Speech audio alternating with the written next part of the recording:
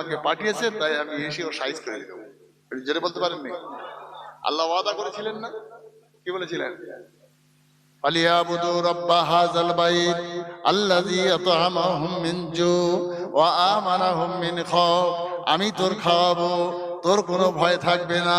ও ভাইজান, আগের নামাজিগুলো নামাজ পড়লো বটে, অথচ তারা টুকরো টুকরো হলো। এ নামাজ পড়লো আর হেফাজতটা আল্লাহ করলো। এর হৃদয় নামক জমিনটায় যদি আপনার মরিচায় ভরা থাকে, দুবলো ঘাসে নয়, আপনার পাতি ঘাসে নয়, আপনার মুতর শিকড় যদি ভিতরে থেকে থাকে, ও নামাজ নামক বিষটা আপনাকে বাঁচাতে পারবে না। বুঝাচ্ছে? দুইজন নামাজি, একজন মার্ডার হচ্ছে আর একজন রেহাই পেয়ে যাচ্ছে।